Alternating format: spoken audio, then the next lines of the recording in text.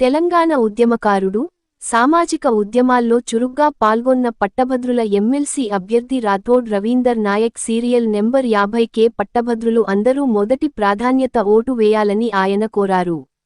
Medak, Karimnagar, Nizamabad, Adilabad graduates MLC ఎన్నికల బరిలో Osmania university JAC వ్యవస్థాపక సభ్యుడు, తెలంగాణ ఉద్యమ నేత రాథోడ్ రవీందర్ నాయక్ మంగళవారం సంగారెడ్డిలో మీడియా సమావేశం నిర్వహించారు.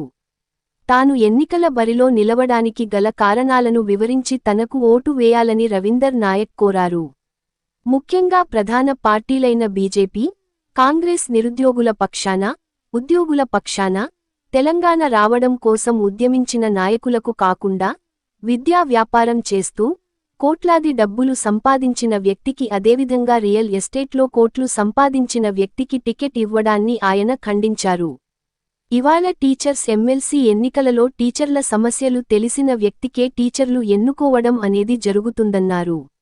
గ్రాడ్యుయేట్స్ తరపున, నిరుద్యోగుల తరఫున, ఉద్యోగస్తుల తరఫున పోరాడిన వ్యక్తులకు కాకుండా, అనుభవం లేని వ్యక్తులకు టిక్కెట్లు ఇవ్వడం వల్ల వాళ్లు వాళ్ల రాజకీయ పార్టీల విధానాలకు లోబడి మాత్రమే మాట్లాడుతారని అన్నారు.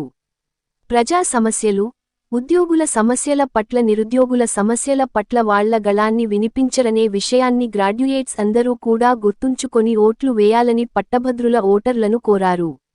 ముఖ్యంగా తెలంగాణ గ్రామీణ జిల్లాలలో ఉన్న నిరుద్యోగులకు జీవో నెంబర్ 46 వల్ల పోలీసు ఉద్యోగాలలో, గ్రూప్ 4 ఉద్యోగాలలో, గ్రూప్ 3 ఉద్యోగాలలో తీవ్ర అన్యాయానికి గురి చేసిన జీవో నెంబర్ 46 రద్దీ వరకు పోరాడతానని స్పష్టం చేశారు. అదేవిధంగా ఎస్సీ, ఎస్టీ, బీసీ నిరుద్యోగులు గ్రూప్ 1 పరీక్షలో ఓపెన్ కేటగిరీలో ఉద్యోగాలు సాధించకుండా అడ్డుకుంటున్న జీవో నంబర్ 29 రద్దు అయ్యే వరకు, అదేవిధంగా ఉద్యోగులకు తీవ్ర వేదన గురి చేస్తున్న 317 జీవోను సరిగా అమలు చేయకపోవడం వల్ల ఉద్యోగులు తీవ్ర ఆవేదన గురవుతున్నారని, వారి పక్షాన కూడా పోరాడతానని తెలిపారు. అదేవిధంగా ఉద్యోగులకు హెల్త్ కార్డులు ఇవ్వాలని వారి తరఫున కూడా పోరాటం చేస్తానని తెలిపారు. ఉద్యోగ క్యాలెండర్ ప్రకారం కాంగ్రెస్ ప్రభుత్వం 2 లక్షల ఖాళీలు ఉద్యోగ భర్తీలు చేయాలని, లేని ఎడల నిరుద్యోగులను ఐక్యం చేసి పోరాడుతానని తెలిపారు. నిరుద్యోగుల పొట్టగొడుతున్న ప్రభుత్వ ఉద్యోగుల పదవీ విరమణ వయసు 61 నుంచి 65 సంవత్సరాలకు ప్రభుత్వం పెంచే కుట్రను తీవ్రంగా ఖండించారు. యూనివర్సిటీలో అధ్యాపకుల వయోపరిమితి 60 నుంచి 65 సంవత్సరాలకు పెంచడాన్ని తీవ్రంగా ఖండించారు. దాన్ని వెంటనే ఉపసంహరించుకోవాలని కోరారు. యూనివర్సిటీలలో అధ్యాపకేతర ఉద్యోగాలను భర్తీ చేయాలని కోరారు. బీసీలకు జనాభా దామాషా ప్రకారం రాజకీయం, విద్య, ఉద్యోగాలలో రిజర్వేషన్లు కల్పించాలని ప్రభుత్వాన్ని డిమాండ్ చేశారు. గురుకులాల్లో నాణ్యమైన విద్య, భోజన సౌకర్యాలు, వసతి సౌకర్యాలు కల్పించాలని ప్రభుత్వాన్ని కోరారు. ప్రభుత్వ పాఠశాలను బలోపేతం చేసి అన్ని ఉద్యోగ ఖాళీలను వెంటనే భర్తీ చేసే విధంగా నోటిఫికేషన్ వేయాలని రాథోడ్ రవీందర్ నాయక్ ప్రభుత్వాన్ని డిమాండ్ చేశారు. నా పేరు రాథోడ్ రవీందర్ నాయక్. నా సీరియల్ నెంబర్ 50. నేను గ్రాడ్యుయేట్ ఎమ్మెల్సీ ఎన్నికల్లో మెదక్, కరీంనగర్, ఆదిలాబాద్, నిజామాబాద్ గ్రాడ్యుయేట్ ఎమ్మెల్సీ అభ్యర్థిగా పోటీ చేస్తున్నాను. ఈరోజు నేను తెలంగాణ ఉద్యమకారుణ్ణి. తెలంగాణ సాధించాం. ఉస్మానియా యూనివర్సిటీ జేఏసీ ఫౌండర్ మెంబర్ని నేను.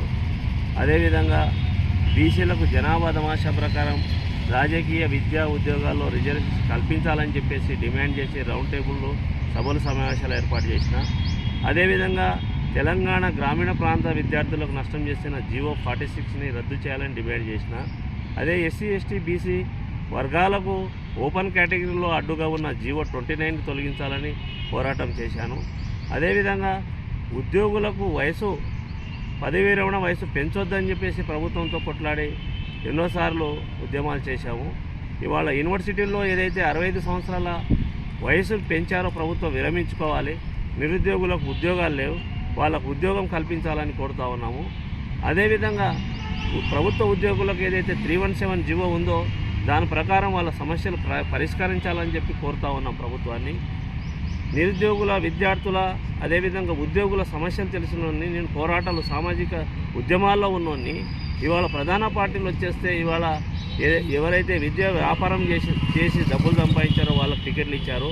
అదేవిధంగా రియల్ ఎస్టేట్ వ్యాపారికి టికెట్లు ఇచ్చారు. మేము అంటున్నాము, టీచర్ అభ్యర్థులు ఇవాళ టీచర్లనే వాళ్ళు చట్టసభలోకి పంపిస్తున్నారు. మరి గ్రాడ్యుయేట్స్ ఎన్నికల్లో రియల్ ఎస్టేట్ వ్యాపారం చేసుకునే వాళ్ళకు, పారిశ్రామికవేత్తలకు, విద్యా వ్యాపారం చేసుకునే వాళ్ళకి ఎందుకు ఇస్తున్నారు? మా సమస్యలు వాళ్ళకి ఏమైనా తెలుసా? మా సమస్యల మీద వాళ్ళకి అవగాహన ఉందా? వాళ్ళు చట్టసభలోకి వెళ్తే వాళ్ళ పార్టీల గొంతుక అయితే తప్పిస్తే ప్రజల గొంతుక, నిరుద్యోగుల గొంతుక ఎందుకు అవుతారని చెప్పి నేను ప్రశ్నిస్తున్నా.